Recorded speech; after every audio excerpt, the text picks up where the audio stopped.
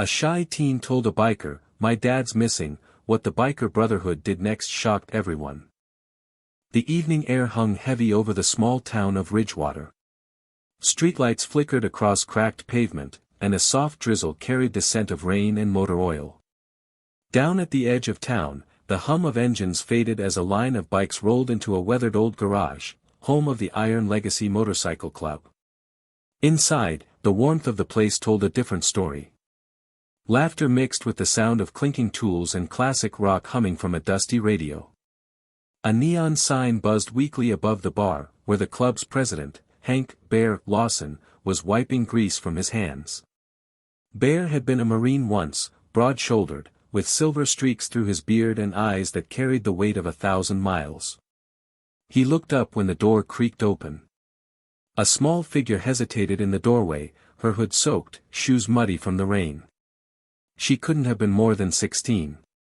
Her eyes searched the room, unsure, until she spoke in a trembling voice barely above the hum of the radio. Everyone stopped. The room went still. Bear took a slow step forward, his boots echoing across the concrete floor. The girl's voice cracked as she said she needed help finding her dad, that he'd gone missing 3 days ago. She said her name was Lily. Her father, Michael, worked nights driving a supply truck through the county. He'd called her that Thursday to say he'd be home by morning, but he never showed. She'd gone to the sheriff's office, but they said they couldn't file a missing persons report yet.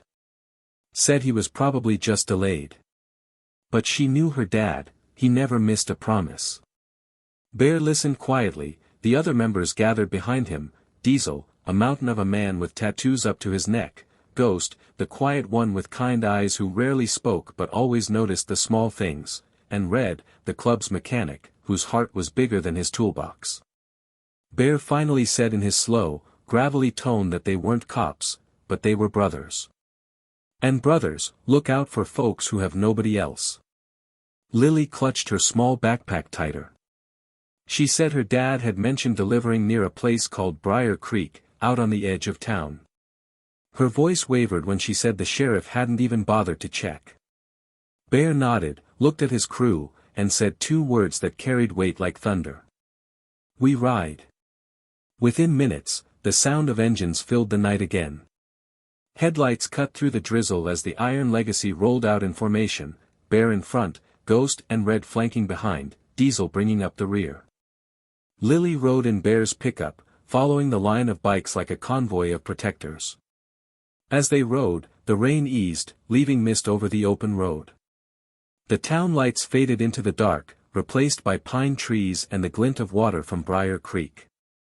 Bear's mind wandered as he led the pack, to the years he'd spent away from home, the faces of people he couldn't save, and the oath he'd made when they founded this club: no one gets left behind. At a diner near the highway, they stopped for coffee and to ask questions. The waitress recognized Michael's name, said she'd seen his truck parked down the road a few nights back.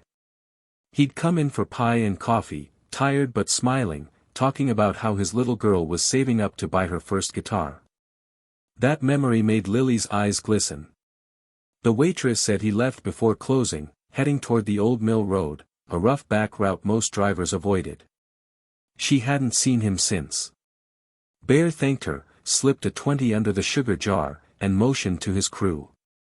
They mounted up again, engines rumbling low under the night sky. The road to the mill was narrow, half swallowed by weeds and mud. Fog hung thick, headlights cutting through it like ghosts. Somewhere along that lonely stretch, Ghost slowed down, scanning the ditches. He spotted it first, a flash of silver through the brush. They pulled over. There, half hidden off the embankment, was Michael's truck. The driver's door was open, the headlights dim. "The engine is cold." Lily's breath caught. Bear told her to stay back as the men checked the site. Inside the cab, Michael's wallet was still on the seat. No sign of struggle, no blood. Just an old photo of Lily taped to the dash. Ghost crouched down, touching the dirt near the truck. He saw tire tracks leading away, smaller ones, like an ATV or a dirt bike. He pointed, and Bear's jaw tightened. They followed the tracks for nearly a mile until they faded near a broken fence. Beyond it was the edge of the woods, the kind of place no one went after dark. Bear turned to the others, the mist swirling around their headlights. He told Lily gently they'd keep searching through the night, that her dad might have gone looking for help. She nodded, tears mixing with rain on her cheeks. When the engines roared back to life, Lily sat in the truck's passenger seat watching them disappear into the trees, their taillights glowing like guardian spirits. As the night deepened, Bear felt something heavy in his chest, not fear, but a pull. He'd seen lost families before, seen how hope can flicker and die if no one shields it. This wasn't just a search anymore. It was a promise. And as the Iron Legacy pressed deeper into the dark, the first light of dawn began to touch the horizon, faint, but enough to remind them that even in the darkest night, there's always someone riding toward hope. The fog began to lift as morning crept over Ridgewater's backroads. The mist shimmered gold against the rising sun, and the engines of the Iron Legacy rolled low and steady across the fields. The world felt caught between night and day, hope and uncertainty. Bear rode at the front, his jaw set but his eyes soft with thought. Behind him, Red's bike growled steadily, and Ghost scanned the roadside with quiet focus. Diesel hummed a tune that only he could hear, trying to keep the mood light, though the silence between them said more than words ever could. Lily sat inside Bear's truck again, her tired eyes glued to the line of bikers cutting through the morning haze. She hadn't slept. Every sound, every shadow made her jump, but the sight of those riders ahead, shoulders squared, head steady, brought her a strange calm. She'd never seen people move with such purpose. When they reached the edge of Briar Creek, Bear parked his bike and signaled the others to circle up. The place was quiet except for the rustle of trees and the hum of insects waking with the dawn. The tracks Ghost had found ended here, near an old lumber yard that had closed years ago. Rusted machines stood like statues of another time, vines crawling over their metal bones. Bear studied the ground, kneeling near a patch of tire marks half buried in mud. Red crouched beside him and found something glinting near the weeds, a broken keychain with the letter M. Lily's breath caught when she saw it. It was her dad's. That was all Bear needed. He looked around at the empty mill lot, then at his brothers. They knew that look. They'd been in moments like this before, when instinct said something wasn't right. He told Ghost to check the west side of the yard, Red to check the trailers, and Diesel to take the path toward the river. He'd stay with Lily and keep the truck close. Hours passed as they combed the area. Ghost found traces of an old campsite, ashes, 2 coffee cups, one half buried in the dirt. Someone had been there recently. The fire was cold but fresh enough that it hadn't yet scattered in the wind. Red found footprints leading into the woods, heavier ones paired with smaller ones. It wasn't just Michael out there. Lily watched the men work in silence, her hands shaking as she held her dad's keychain. Bear noticed and came over, crouching beside her. He told her about his own daughter, how she'd grown up watching him ride off and how hard that life could be. He said her father sounded like a man who fought hard for what he loved, and that kind of man doesn't just disappear. His voice was steady, low, and full of truth. Lily nodded, holding on to his words like a rope keeping her from falling apart. As the day warmed, the town's sheriff finally showed up. His cruiser pulled onto the lot, dust rising behind it. He stepped out, a man in his 50s with mirrored sunglasses and the air of someone who'd seen too many long nights. He looked at the bikes, then at Bear, and frowned. He knew the Iron Legacy. Not for trouble, they weren't that kind of club, but for being the type who didn't wait for permission to do the right thing. Bear told him what they'd found. The sheriff took notes, slow and cautious, like he was walking on glass. He said he'd get a search team together, but not before noon. Too much paperwork, he said. Bear stared at him, silent for a long moment, then said they wouldn't wait. The sheriff didn't argue. Maybe he saw the fire in their eyes, or maybe he remembered what it felt like to believe in something that mattered. By the time the sun hit its peak, the crew had gathered again. Diesel came back with news. A fisherman by the river said he'd seen a man matching Michael's description a day ago, walking along the water with a limp. Said he was waving for help, but by the time he turned his boat around, the man was gone. The trail pointed downstream. They rowed again. The road followed the river, narrow and twisting. Trees arched overhead, their leaves catching sunlight in flashes. The sound of the bikes rolled through the woods like thunder carried by the wind. Lily watched from the truck, clutching the photo she'd taken from her dad's dashboard. They stopped at a small bridge where the river curved sharply. Ghost spotted something tangled near the rocks, a piece of fabric. Diesel climbed down, grabbed it, and held it up. It was from a plaid shirt, the same kind Michael was wearing in the photo Lily carried. Her breath quickened.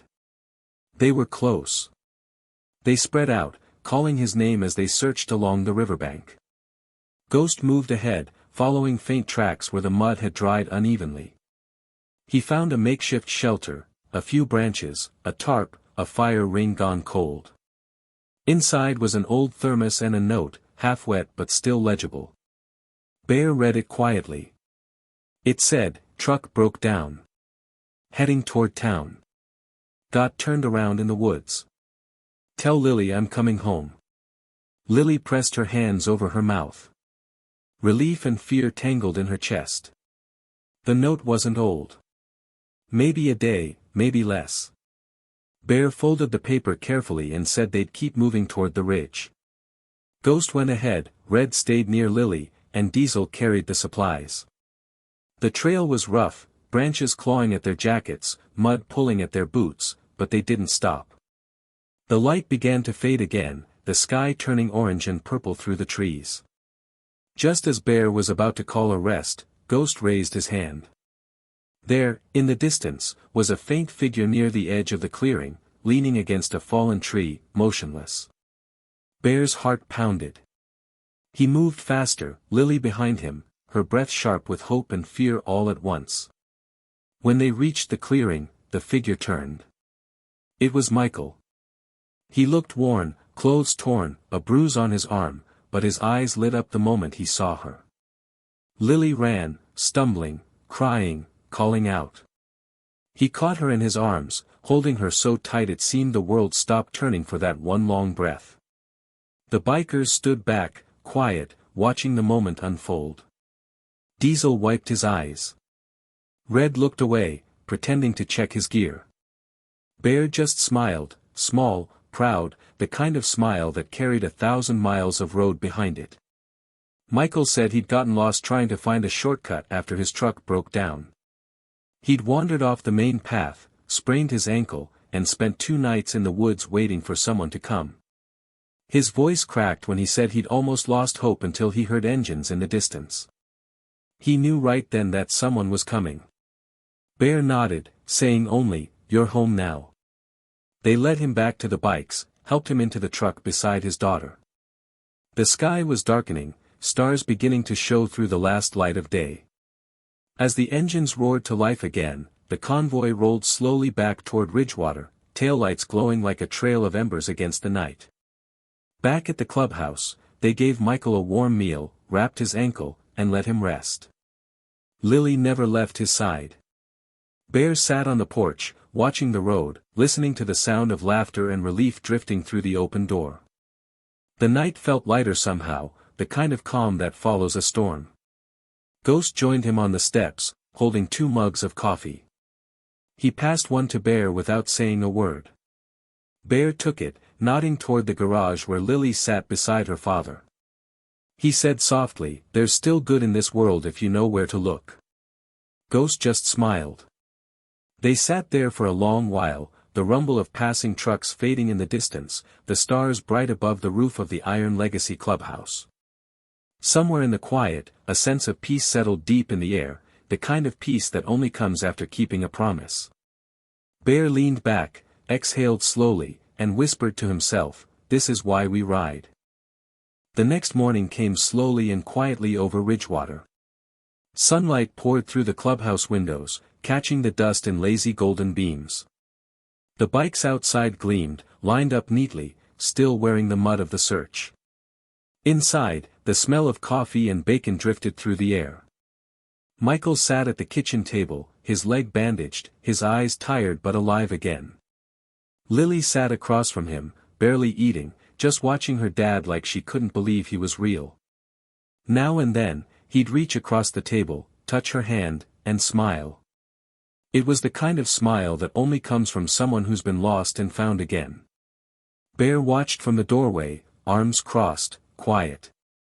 He didn't like making a scene of gratitude. To him, doing the right thing never needed applause. But when Michael caught his eye and nodded in thanks, Bear returned it with a simple nod of his own. That was enough. The clubhouse felt different that day. Lighter. The usual smell of oil and metal was still there, but the air carried something else too, warmth. Diesel joked louder than usual, Ghost actually cracked a grin, and even Red was singing off-key while fixing a carburetor. It was like the whole place had been given a breath of fresh air. Later that morning, Michael hobbled out to the garage, leaning on a crutch Ghost had rigged up from a broom handle and duct tape.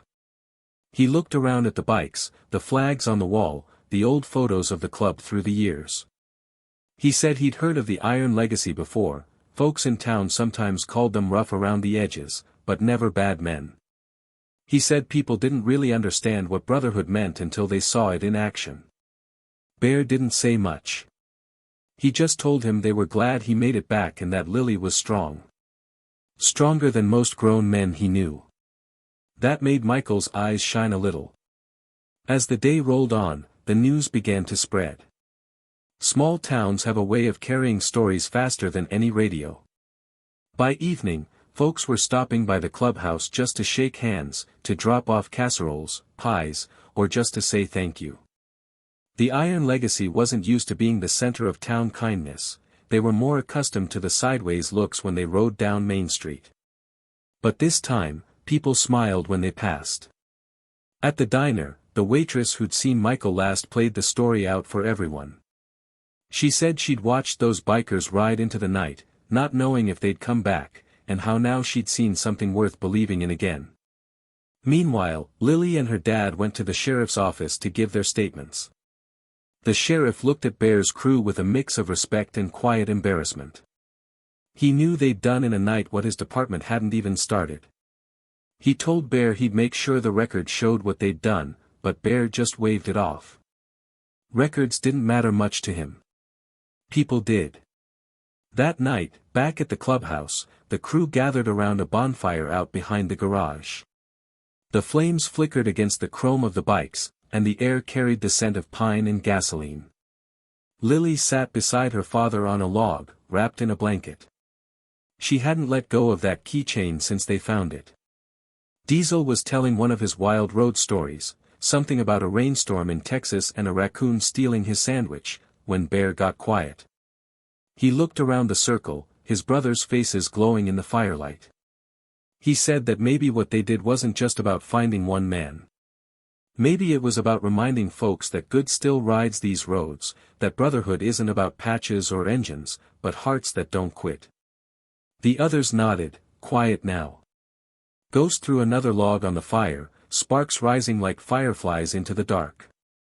Lily turned to her dad and whispered something only he could hear. He smiled, then looked up at Bear and said she wanted to play something for them. She went to the truck and came back with her guitar, the same one she'd been saving up to buy, the one her dad had promised to help her get. She sat down, strummed a few nervous chords, and then started to play. The melody was soft, trembling at first, but it carried through the night like a prayer. The song wasn't perfect, her voice cracked a little, her fingers missed a note or two, but it was pure. It was the sound of hope, of gratitude, of love wrapped in every trembling word. When she finished, no one clapped right away. The silence wasn't awkward, it was reverent. Bear just nodded, eyes misted, and said it was the best damn song he'd ever heard. After that night, things changed in Ridgewater. Folks started waving when they saw the Iron Legacy ride by. The gas station owner stopped charging them full price for fuel. The diner set aside a booth with a brass plaque that read, "For the riders who bring people home." One afternoon, Bear found himself at the same diner, sipping coffee while the waitress poured another cup. She leaned over and said the church down the street was organizing a fundraiser for veterans and families in need, and they wanted the Iron Legacy to help lead it. Bear smiled, slow and humble, and said they'd be there. When he walked outside, Ghost was waiting by the bikes. Bear handed him the flyer, and Ghost just nodded.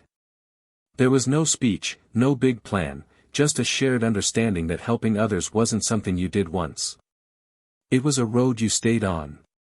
That evening, Lily and Michael came by the garage again.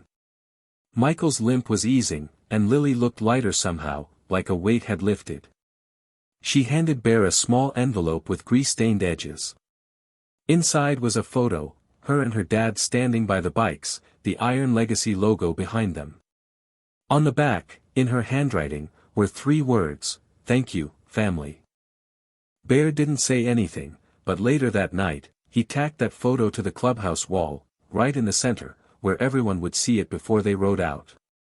The next weekend, the whole town gathered for the fundraiser.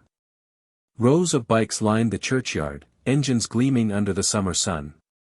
The air was full of laughter, kids running, music playing from old speakers. Lily got up on stage again, this time with a proper mic, and played that same song, but now her voice was strong, clear, and confident. When she finished, the crowd cheered. Bear stood at the back with his brothers, arms crossed, watching the moment unfold. And when Michael turned to him and mouthed the words, "Thank you," Bear just tipped his head. Because to him, gratitude wasn't something you said. It was something you carried forward, mile after mile. As the sun dipped behind the ridge that gave Ridgewater its name, the engines of the Iron Legacy came alive again. They rode out together, the sound rolling like thunder through the valley. Behind them, the town glowed warm in the dusk light, and the echoes of Lily's song drifted through the open road. For the first time in a long time, Ridgewater felt like home. A few weeks had passed since that summer fundraiser in Ridgewater, and the story of the Iron Legacy had settled into local legend. Folks still talked about the night those bikers rode through the rain to bring a father home. It had become something bigger than one family's reunion, it had become a symbol of what people could be when they stood for one another. The days rolled on quietly and steadily, the kind of days small towns are made of. Morning coffee at the diner, kids racing bikes down Main Street, old men playing checkers under the shade of the gas station awning. And every so often, you'd hear the low rumble of engines cutting through the still air, the sound of the Iron Legacy rolling out, leather vests catching the sunlight, always moving with purpose even when they said they weren't headed anywhere in particular. At first, folks waved because they remembered what the club had done for Lily and her father. But soon, they waved because it felt right to.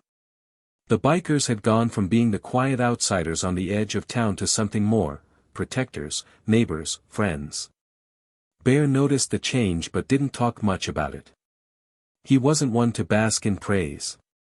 He just kept his focus on his brothers, on the work, on the unspoken promise that guided them since the beginning: you take care of the people who cross your road.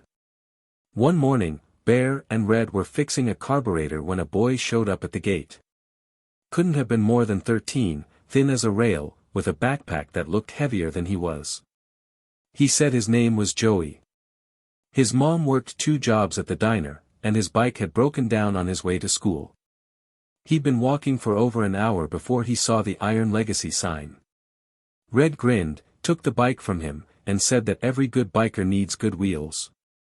They fixed it up in 20 minutes, cleaned the chain, and even painted the frame with a spare can of black enamel. When the boy rode off, grinning ear to ear, Red just laughed and said maybe that was the start of their youth division. Bear smiled, slow and quiet. He didn't say it out loud, but he knew what he was seeing, kindness catching on like wildfire. A few days later, the town's pastor came by. He was a soft-spoken man, silver hair and gentle eyes. He asked Bear if the club might help build a ramp for an elderly widow whose husband had passed last winter. She couldn't get her wheelchair down the porch steps anymore, and the town didn't have funds to help. Bear didn't hesitate. That weekend, the whole club showed up at her house, tools in hand. They built the ramp in half a day, added rails, and painted them white. The woman watched from her window the entire time, tears in her eyes. When they finished, she rolled out onto the new porch and said she hadn't felt sunlight like that in months. After that, word spread faster. Someone always needed help, and somehow, the Iron Legacy always seemed to show up first. Whether it was jump-starting a stranded car, fixing a roof after a storm, or delivering firewood before winter, they were there. The sheriff noticed it too. One evening, he drove out to the clubhouse. Bear was sitting on the porch, polishing a carburetor, when the cruiser pulled up. The sheriff got out, took off his hat, and said the town council wanted to partner with the club for a community watch program. Bear raised an eyebrow, half amused. The sheriff smiled, said he figured it was better to have men of honor on his side than sitting on the sidelines. That was the closest thing to an apology Bear had ever heard from him. That night, the crew celebrated in their own quiet way, burgers on the grill, music low, the smell of smoke curling up into the warm evening air. Ghost sat on his bike near the firelight, his eyes distant, as if remembering something from another life. Diesel handed him a cold soda and said he'd never thought they'd see the day when the town and the Iron Legacy shared the same table. Bear leaned back in his chair, listening to the laughter around him. He knew that change didn't happen overnight. It happened one act, one person, one heartbeat at a time. And now, that heartbeat was strong. Across town, Lily sat on her porch, guitar in her lap. The tune she played drifted down the quiet street, a melody that had become familiar to everyone in Ridgewater. Kids hummed it while they played, and old folks said it reminded them of better times. Michael came out with 2 mugs of cocoa and sat beside her. He looked at the stars, then at his daughter, and said he'd been offered a new job, local routes this time. He'd be home every night. Lily smiled, said that was good, because she didn't think Ridgewater could handle another Iron Legacy rescue mission anytime soon. They laughed together, the sound soft and full of peace. Back at the clubhouse, Bear got a call just before midnight. It was the pastor again. He said one of the townspeople, a woman who'd lost her husband years back, wanted to donate her late husband's old bike to the club. Said she'd seen what they'd done for the town and wanted his bike to keep riding in their name. The next day, the crew went to pick it up. It was an old Harley, a little rusted, paint chipped, but the spirit was still there. Bear ran his hand along the tank, then looked at his brothers. They decided to restore it, not to ride, but to keep as a symbol. They called it the Guardian. They parked it right by the clubhouse entrance, a reminder of what they stood for. Over the next few months, Ridgewater began to change in small but meaningful ways. People started helping each other again, not just when someone asked, but because it felt right. The grocery store started a donation bin for struggling families. The school organized a ride safety day, with the Iron Legacy teaching the kids about respect on the road. And one afternoon, when the rain rolled in heavy over the hills, the club stood under the awning of the garage, watching the storm. Bear said quietly that it used to be just them out there, fighting to prove who they were. But now, it felt like they didn't have to prove anything. The town knew their hearts. Ghost nodded. Diesel tossed him a wrench, saying something about how even storms look smaller when you've got brothers to stand beside you. When the rain finally eased, the clouds parted to reveal a sky brushed with gold. The air smelled of wet earth and new beginnings. Bear took a slow breath and looked toward the road that curved out of Ridgewater. Somewhere out there, he knew there were still people lost, still stories waiting to be written. But for now, this little town was safe, warm, and whole. He said to no one in particular, maybe kindness is the loudest engine we've got. And as the sun sank behind the ridge, the Iron Legacy stood there, quiet silhouettes against the fading light, men who'd found their purpose not in noise or glory, but in the quiet power of doing good. Autumn crept over Ridgewater slow and soft, laying a gold haze over the hills and turning every evening ride into something that felt almost sacred. The town had grown quieter since summer, but in the quiet there was life, the sound of tools in the garage, kids shouting from the park, and that low familiar hum whenever the Iron Legacy rolled out for their evening check-ins. Joey, the boy whose bike Red had fixed, started showing up more often. He'd hang around after school, pretending to sweep the floor or fetch tools just to be near the engines. Red called him Little Gear, and before long, the name stuck. Bear let him hang around because he saw something honest in the kid, curiosity mixed with a hunger to belong. Joey learned fast. He could strip a carburetor in minutes and reassemble it without a single bolt left behind. But what Bear noticed most wasn't his skill, it was his heart. Whenever someone walked in, a trucker with a flat, a single mom asking for a quick fix before work, Joey was the first to jump up. He never asked for payment, only smiled when Bear nodded his quiet approval. The club had always been about more than engines, but now it felt like the spirit of what they'd built was finding a new generation. One Saturday, the crew held a free ride safety workshop behind the high school. The parking lot was filled with chrome, laughter, and the smell of barbecue. Kids lined up to sit on the bikes, parents chatted with Diesel about road safety, and even the sheriff showed up, no sunglasses this time, just a genuine smile. Lily and her father helped hand out water bottles, and she played her guitar between the breaks. Her music carried through the air, light and full of hope. It was the kind of day that reminded everyone how good life could be when people pulled together. But good things in small towns always seem to meet their test sooner or later. 2 weeks after the workshop, a fire broke out on the east side of town. It wasn't big, but it hit close. A local mechanic's shop went up in flames. The owner, an older man named Earl, had worked there for 40 years. When the smoke cleared, he'd lost everything but the clothes on his back. Bear heard the news while tuning a bike. He didn't say much. Just looked up at his brothers and said, "Let's ride."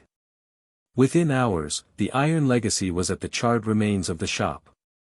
The smell of smoke hung heavy, and Earl stood there shaking, staring at what was left of his livelihood. Bear walked up beside him, placed a hand on his shoulder, and said they'd help rebuild. The next morning, every member showed up with tools, lumber, and the old Harley they called the Guardian parked out front like a watchful spirit. Red and Diesel took charge of the framing, Ghost handled the wiring, and Bear worked beside Earl without saying much, just steady and sure. Word spread fast again. Soon, townsfolk started showing up too, the same ones who'd once looked at the bikers with caution. A few brought food, others brought paint, and some just came to lend a hand. Even Joey skipped school that day to help sand boards until his palms were raw. By the end of the week, the walls were back up, the new sign painted, and the town gathered to celebrate under the setting sun. Earl stood on the rebuilt porch, his voice cracking as he thanked everyone. He said he'd thought he was alone until he saw how quickly people came running. Bear just nodded from the back of the crowd, arms crossed, pride hidden behind his usual calm. But not everyone saw it that way.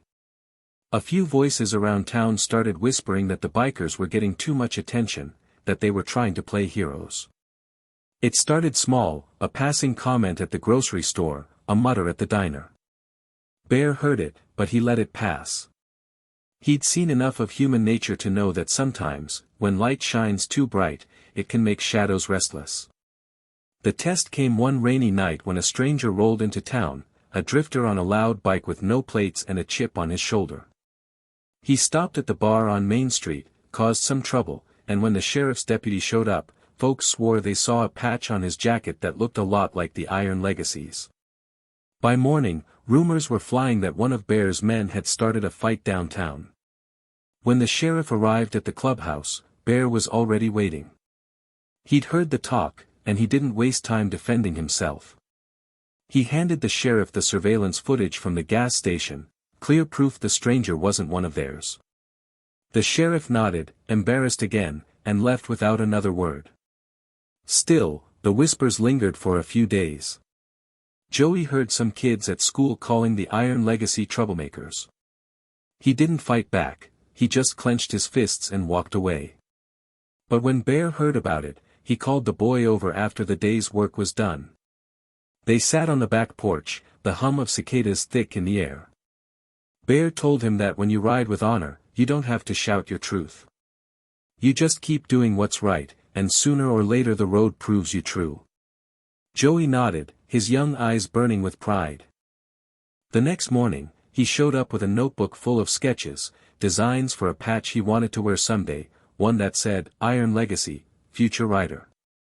Red laughed, but Bear said nothing, just slipped the drawing into his vest pocket.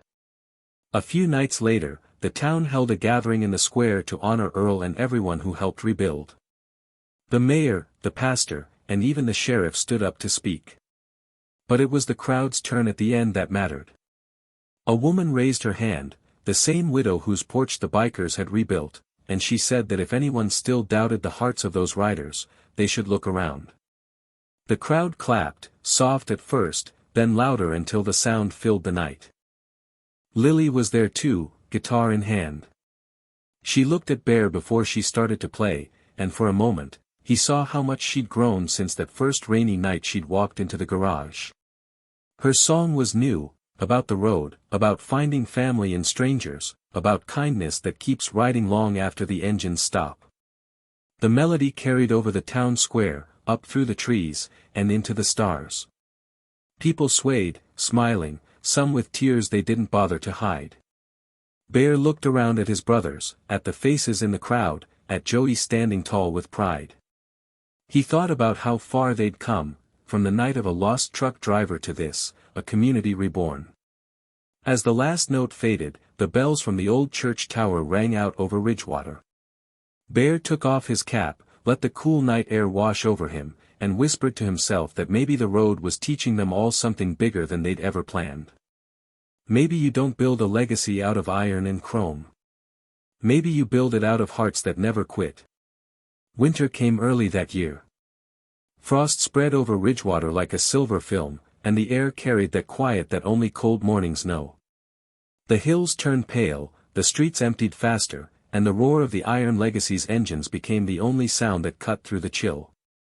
They still rode, even when the wind bit at their faces, because that's what they did. The road didn't stop for weather, and neither did they. Inside the clubhouse, a small fire burned in the old potbelly stove. Jackets hung heavy on the wall, boots lined up by the door, and the smell of oil mixed with coffee in a way that felt like home. Joey sat at the table, tracing the shape of his patch sketch again and again, while Red worked on rebuilding an engine. Bear leaned against the counter, watching the fire, quiet as always. The town had slowed for the season, but the Iron Legacy hadn't. They'd started a "cold hands" run every week, hauling donated coats, blankets, and firewood to families who needed it. What began as a few boxes in the back of Diesel's truck turned into a full convoy of bikes and pickups loaded down with warmth. No speeches, no announcements. They just rode. The hum of engines became the sound of help arriving. One night, during one of those runs, snow started falling hard on the ridge road. The kind of snow that blinds your headlights and makes the asphalt disappear under white silence. Joey rode in the truck with Diesel, staring out at the blur of flakes. He said he'd never seen the town like this, so still, like it was holding its breath. Diesel told him that's what winter does, it tests what's built to last. They reached the last house near the county line, an old trailer half buried in drifts. A single light flickered inside. When Bear knocked, an elderly man opened the door. His hands trembled, but his eyes lit up when he saw the boxes of supplies. He said his name was Hank and that he hadn't seen visitors in weeks. The heater had broken, and he'd been sleeping under 3 coats to keep warm. Red and Ghost went right to work, fixing the heater while Bear stacked wood by the porch. Joey followed Diesel inside with hot coffee from a thermos. Hank sat by the window watching them work, shaking his head like he couldn't believe what he was seeing. He said he used to ride years ago, back when gas was cheap and the world seemed bigger. Seeing their patches made him feel young again. When they left, the snow had stopped, and the clouds opened just enough for the moon to break through. Bear looked back at the little trailer glowing in the dark and felt that quiet pride again, the kind that doesn't need words. Days turned into weeks, and the cold deepened. Pipes froze, power flickered, and more people called for help. The Iron Legacy answered every time. The townsfolk started doing it too. People who once waited for help began offering it. It wasn't about bikers anymore, it was about Ridgewater learning to take care of its own. Then, just before Christmas, the club got hard news. Earl, the old mechanic whose shop they'd rebuilt, had fallen ill. Pneumonia hit fast, and the doctor said it didn't look good. The news spread through the clubhouse like a cold wind. Bear said nothing for a long time. When he finally spoke, he told everyone to keep riding, because that's what Earl would have wanted. They visited him at the hospital on Christmas Eve. The machines hummed softly, and Earl smiled weakly when he saw the crew. He asked if the shop was still running smoothly. Bear nodded and told him the engines were singing. Earl chuckled, said he'd like to hear them one more time when he got out. He didn't. 2 days later, the town gathered for his service. The church was full, families, riders, mechanics, children. Lily played a song for him, one she'd written about roads that never really end. The Iron Legacy stood in the back, silent, their vests shining under the stained glass light. When it was over, they rolled out in a slow line, engines low, carrying Earl's ashes on the back of the Guardian. They rode to the ridge at sunset. The sky was pink and gold, and the snow sparkled like glass. Bear took the urn and poured a handful of ashes into the wind. They lifted, danced in the fading light, and disappeared into the horizon. Nobody spoke. There was nothing to say.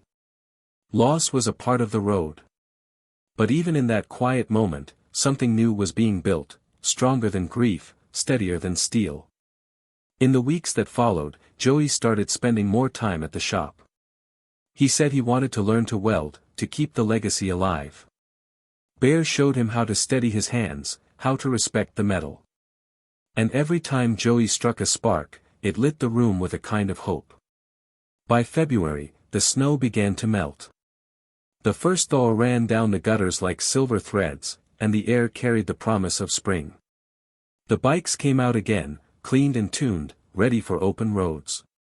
The Iron Legacy lined up by the garage one morning, sunlight glinting off chrome, the smell of fuel and pine mixing with the cool breeze.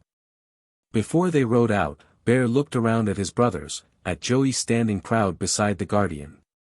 He told them the town was stronger than ever, that they'd done more than rebuild roads and shops, they'd rebuilt hearts. But he also said there were still towns out there, still lonely roads, still folks waiting for someone to show up. Maybe it was time to ride a little farther. The others nodded, not as men waiting for orders, but as brothers who understood. The engines started one by one, the sound rolling through Ridgewater like thunder announcing the end of winter. People came out of their houses, waving, smiling. Kids cheered.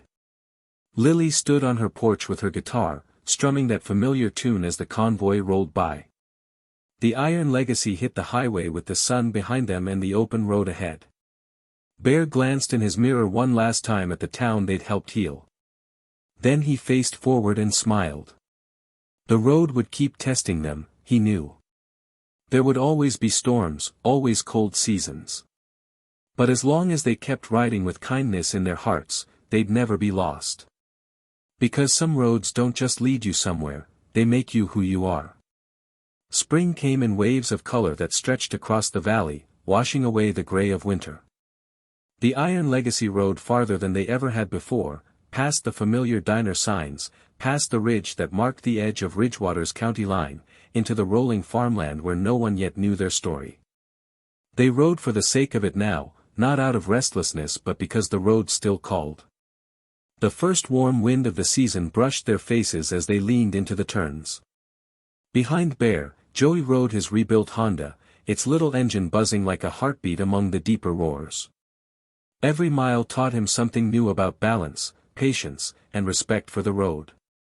They stopped in small towns, places with one gas station, a single cafe, and faces that still looked up when engines passed.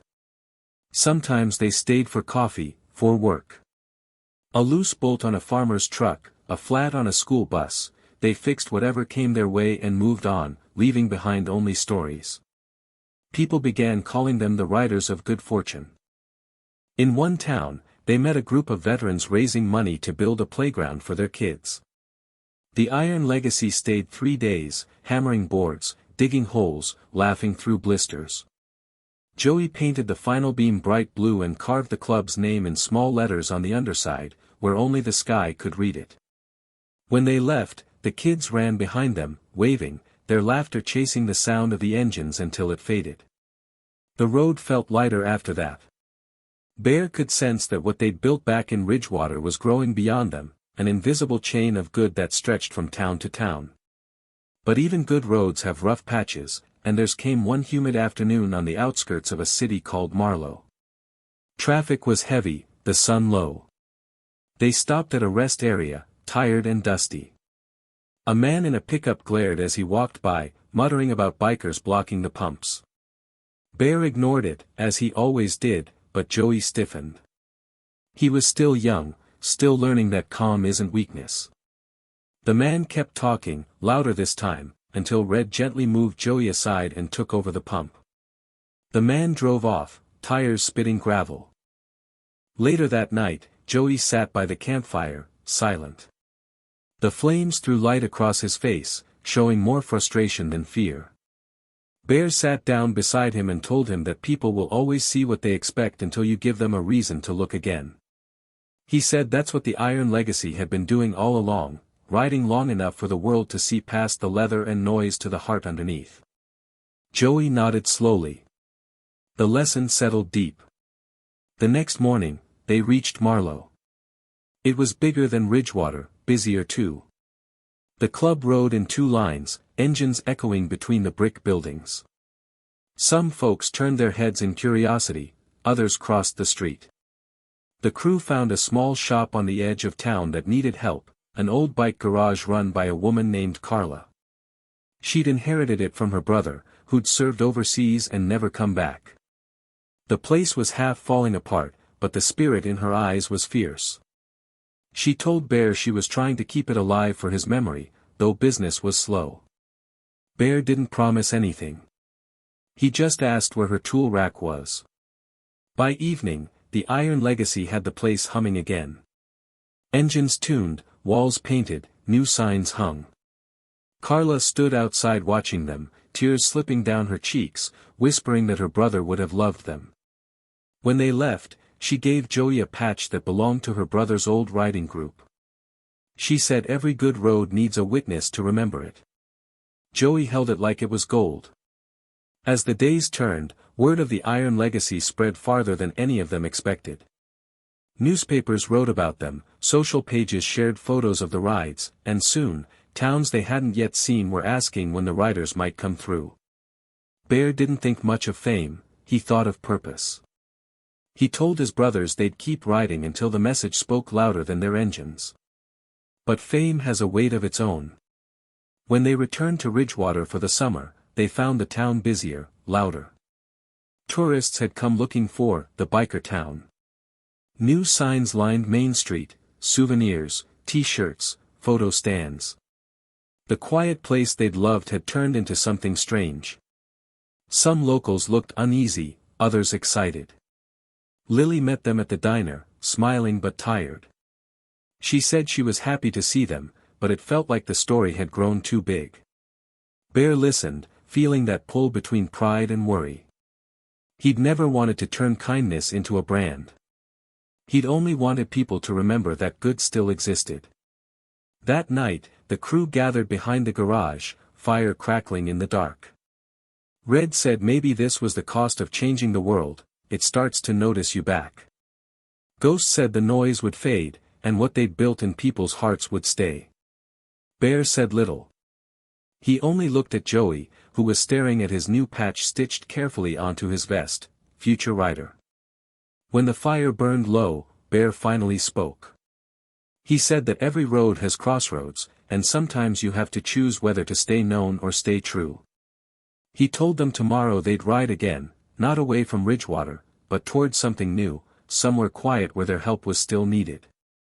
The brothers nodded, understanding without question. They weren't running from fame.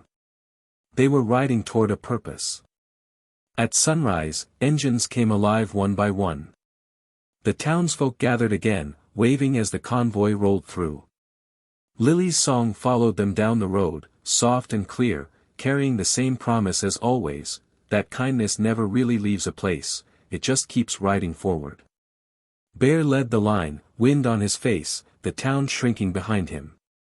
Joey rode close, confident, his eyes fixed on the horizon. Ahead, the highway stretched wide and endless, shimmering under the morning sun. And somewhere deep inside, Bear felt it again, that quiet certainty that the Iron Legacy wasn't just a name. It was a way of moving through the world. The roar of their bikes faded into the wind, carrying with it every story, every act, every life they'd touched. They weren't heroes. They were reminders, that even in a noisy world, decency still rides. The Iron Legacy rode west that morning, the wind chasing their taillights across long ribbons of asphalt. The highway curved through open plains where wheat moved like waves, and the only sound was the steady pulse of their engines. They rode for hours before the road narrowed and the landscape changed. Hills rose again, green and quiet, and a wooden sign appeared by the roadside, "Welcome to Hollow Creek." It was a small town tucked between forests and riverbanks, the kind of place where time moved a little slower. Storefronts lined one dusty street, each with hand-painted signs that had faded under years of sun. Kids on bikes paused to stare as the convoy rolled through. Bear slowed first, scanning the place. He felt that familiar pull, this was somewhere that needed a spark. They parked beside a diner with a flickering neon light. The smell of coffee drifted through the air. The waitress behind the counter looked up when they entered, curious but not afraid. The locals watched quietly from their booths. Joey took off his gloves and smiled at a boy about his age sitting near the jukebox. The boy smiled back. Bear ordered coffee for the crew and asked the waitress about the town. She said Hollow Creek used to be lively before the sawmill closed. Most folks were scraping by now, waiting for something to change. Bear didn't promise anything. He never did. But when they stepped outside, he said softly to Red that a place like this could use a little noise. That afternoon, they found the old sawmill at the edge of town, boards rotted, windows cracked, the sign hanging crooked. A man stood there, sleeves rolled, trying to patch a generator with his bare hands. He looked up when he heard the bikes and frowned, expecting trouble. Bear walked over slowly, calmly. The man's name was Tom Weller. He said he'd been trying to get the mill running again to give people jobs, but the machinery was too far gone. The Iron Legacy got to work without being asked. Diesel tested the generator, Ghost stripped the rusted fuel lines, and Red handled the wiring. By nightfall, the hum of power rolled through the valley for the first time in years. Tom just stared, speechless. He said he didn't know why they did it. Bear told him, because we could. The next day, townsfolk started showing up. Some brought tools, some brought food. A few watched from a distance, still unsure. Joey worked beside Tom's son, teaching him how to hold a wrench, how to listen for the heartbeat of an engine. They laughed, easy and free, as if they'd been friends forever. But word travels fast, and not everyone liked the sound of change. At the far edge of town was a small biker group calling themselves the Vultures. They'd claimed Hollow Creek years earlier, not in name, but in presence.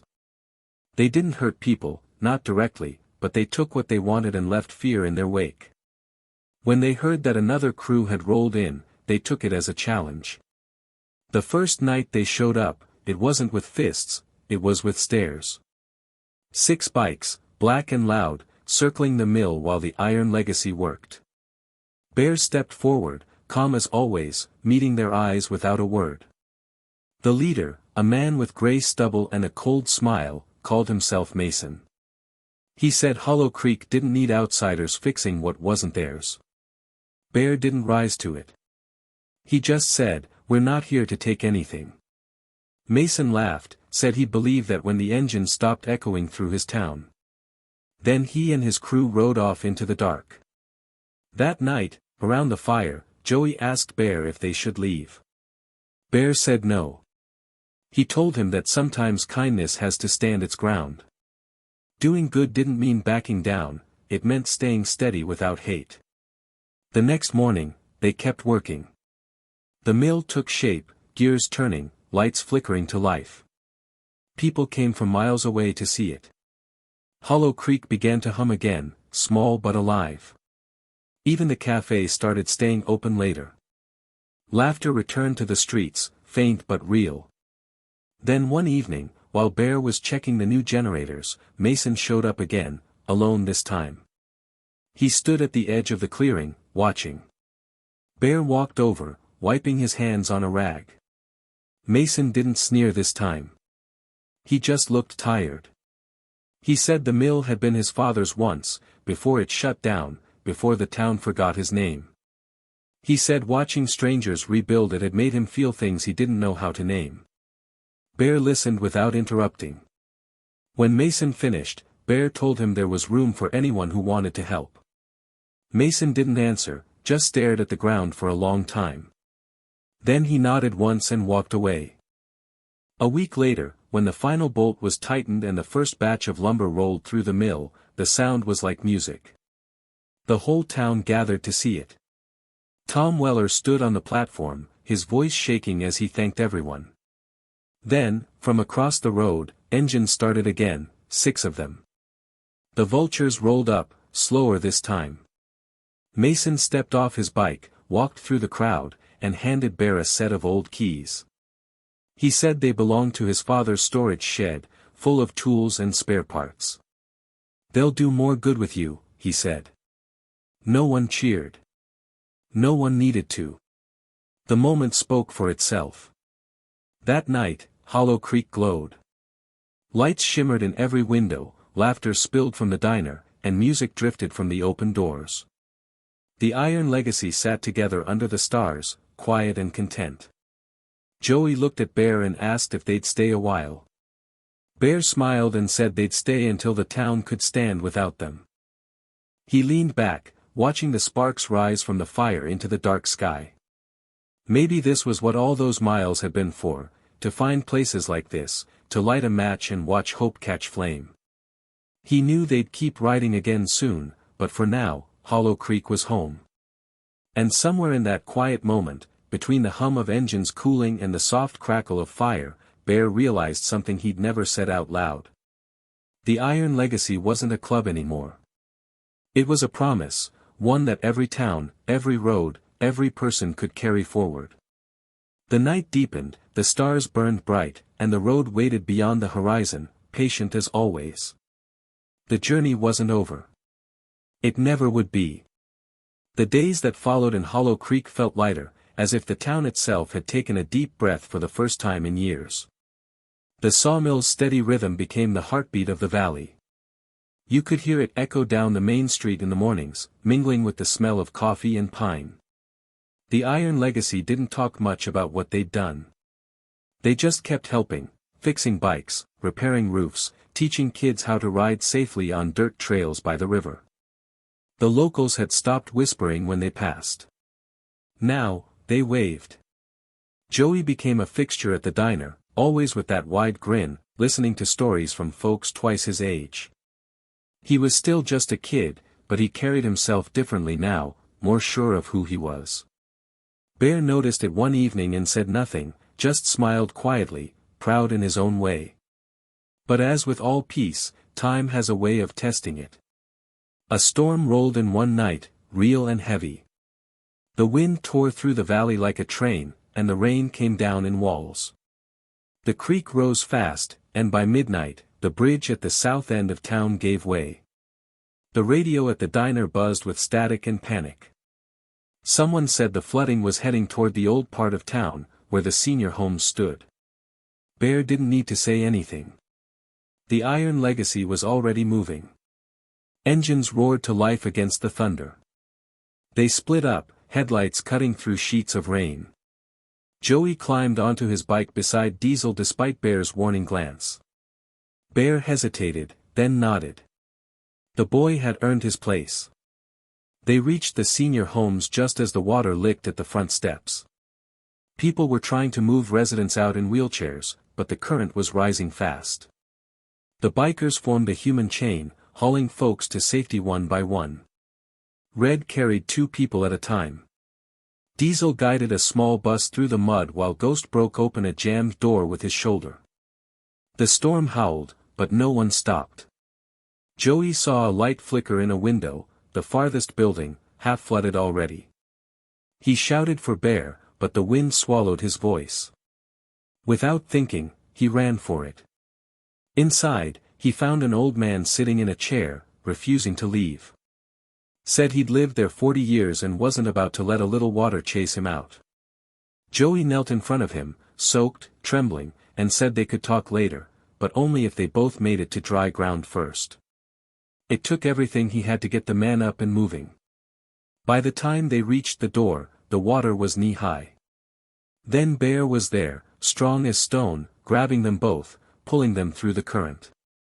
The 3 of them stumbled to higher ground as the building groaned and collapsed behind them.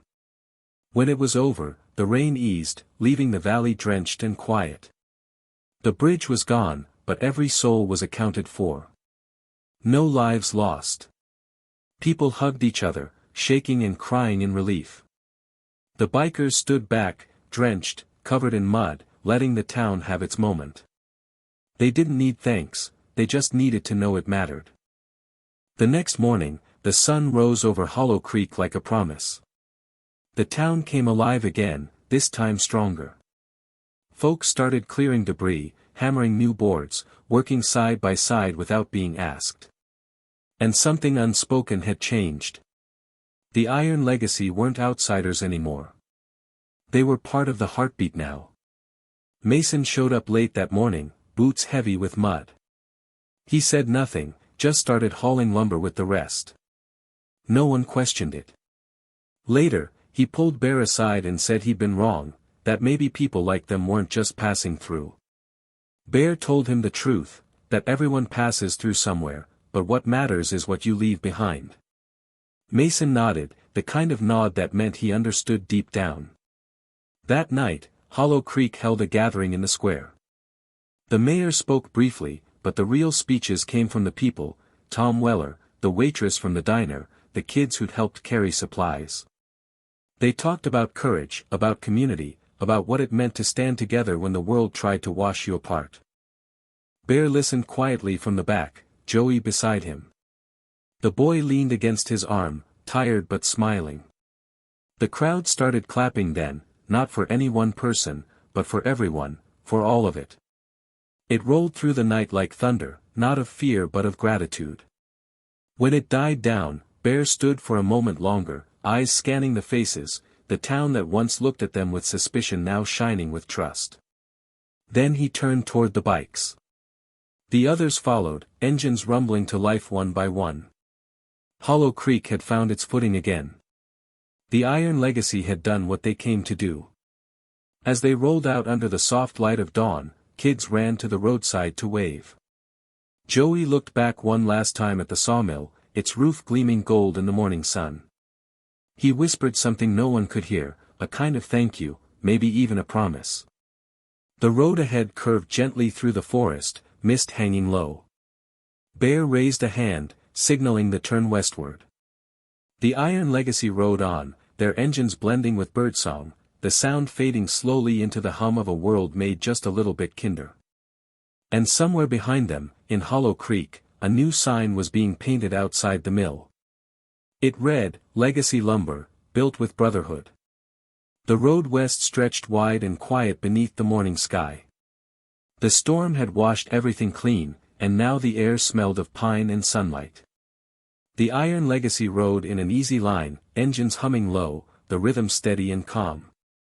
They didn't talk much. They didn't need to. Every man knew the feeling that rode with them, that mix of pride, peace, and a little ache that came after leaving something good behind. Bear led the pack as always, eyes steady on the horizon. He'd seen 100 towns before Hollow Creek, and he'd leave behind 100 more before his time was done. But this one would stay with him. The way the people had changed. The way they'd stood together when it mattered.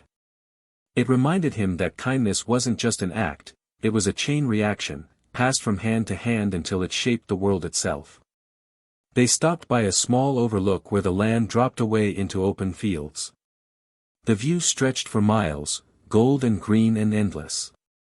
Joey sat on his bike a little apart from the group, staring out at it all. He was quiet, like he was trying to memorize it. Bear walked over and stood beside him. Neither spoke for a long while.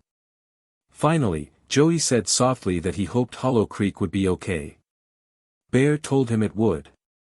People didn't forget kindness once they'd seen it up close. It became part of them. The sun climbed higher, warm on their backs. They rode again through small towns and open plains, stopping here and there to refuel, to fix a broken chain on a stranger's bicycle, to help a lost traveler get their car started. Nothing big. Just little things, the kind of moments most folks would pass by. But those little things were what the Iron Legacy lived for. In a roadside diner 2 towns over, an old veteran recognized the patches on their jackets. He told them he'd served with a man who rode with the Iron Legacy once, said that man had helped him through a rough patch years ago. Bear smiled at that.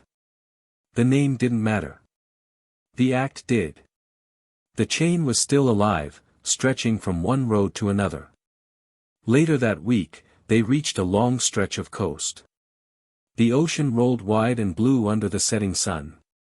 They parked their bikes on the bluff and sat watching waves crash against the rocks.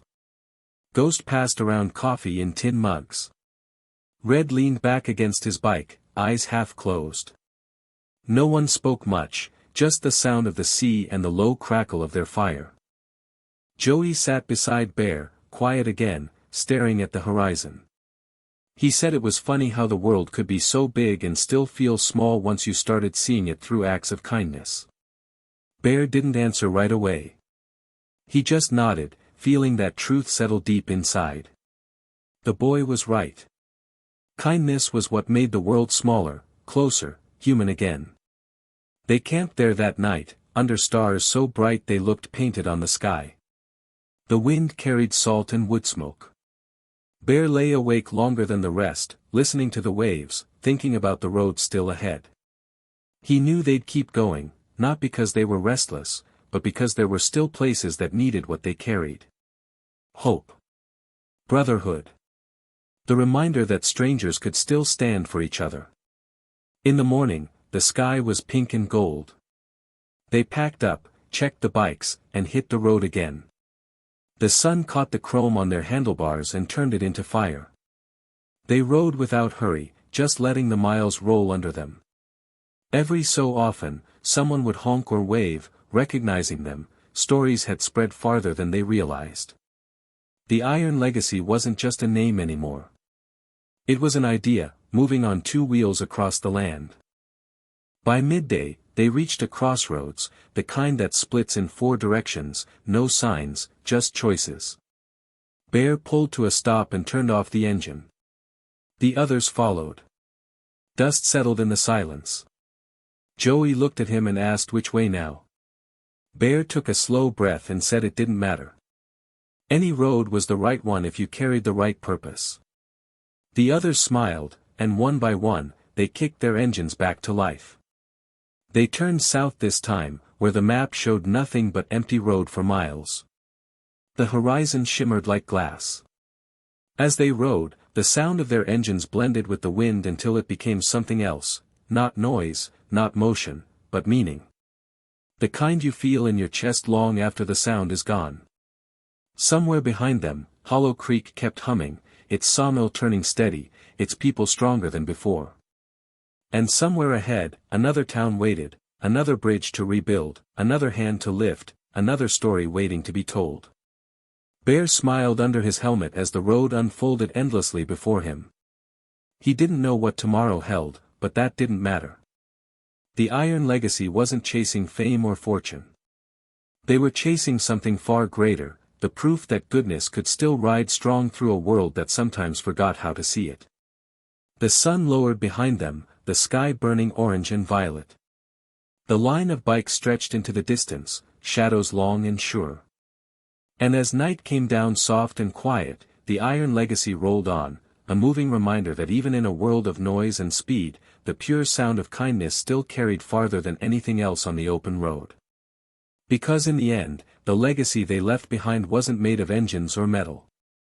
It was made of people, of every heart they'd lifted, every small miracle they'd sparked, every soul reminded that hope still had a home.